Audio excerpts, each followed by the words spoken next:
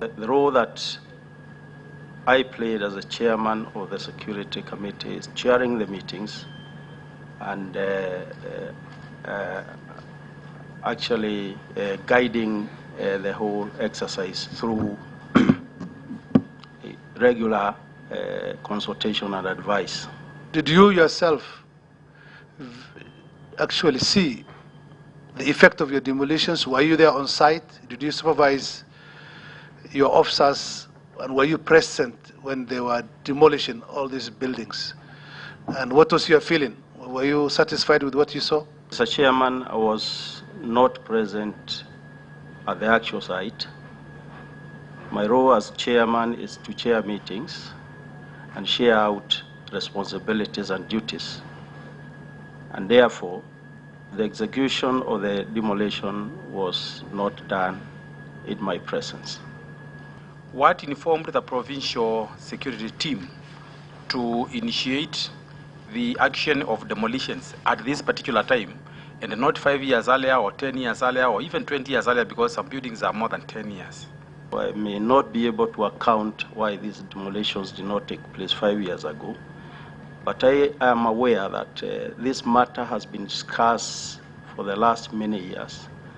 Through the correspondence I filed in my office, there was a decision made in the year 2004 and notices issued to these people to move out of these very dangerous places. So it's not. Are you in a position to table the correspondence of the years that you're talking about? Chairman, I'm sorry, I have not been able to come with that correspondence. Can you give this? Can you make it available to this committee, and if so, when? Precisely, I can do that. Tomorrow by noon.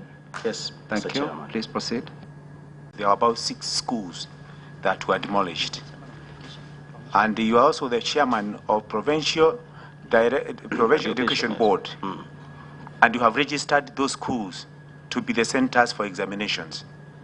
As you sit on one side as a chairman of security, you also chair the Provincial Education Board, and you knew these schools existed. Those children, all those schools were demolished. How do you account for it, Bwana P.C.? Because there must be some human face when it comes to demolishing some of these institutions. This matter, when it came before the Provincial Security Committee, we brought on board other actors. And in our meeting, we had also decided that in case the eviction will affect schools, the Provincial Director of Education was instructed to be able to know how to relocate and resettle any children that may have been affected. The question is, if you are aware that the Director for Education would manage the reallocation, but what about the examinations, which are not movable, where candidates cannot move from one center to another, and you have demolished the centers where they are sitting? How sensitive were you in doing this thing concerning the future of these children? Because now it's at jeopardy. We looked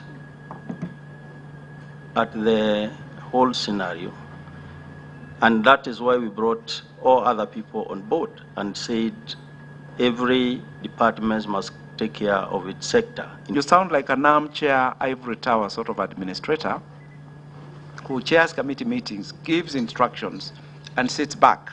You don't seem to have a hands-on feel of how these people are. We've been there this morning, and we were there this time last week.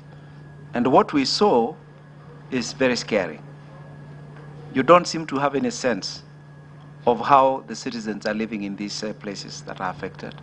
The chairman, I am one PC for 3 million people, and that's why I have to, to delegate some of the functions that I am expected, to perform. In that district where that eviction occurred, there is a whole team of District Security Intelligence Committee, there is a medical officer of health, there is a District Education Board, and therefore, this is matters that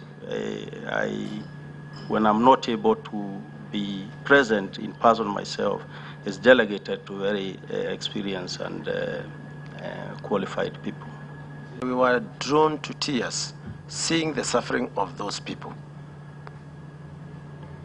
If the government's responsibility extends to taking care of their or lessening their suffering, Why would we be told this morning at Mitumba that the provincial administration has said no churches, no Red Cross should go and help those people? As a result, they are just there. The churches cannot help them. The Red Cross cannot help them. And more importantly, the government that they have put in place or in power is not helping them.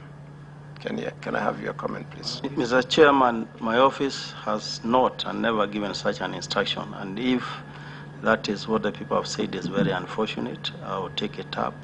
Because you cannot stop well-wishers, from assisting their own brothers and sisters. For evictions to take place, there must be a court order. How did you decide to evict the people without a court order yourself?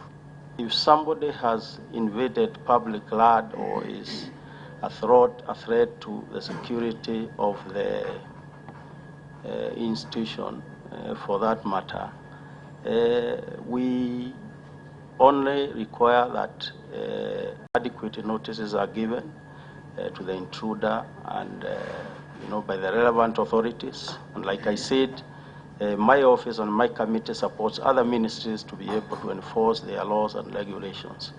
And we move on. We will not require a court order if somebody has just one day woken up and invaded a school, for that matter. And as long 10, and then in the afternoon we are meeting 5 ministers. These are the ministries of defense, internal security, local government,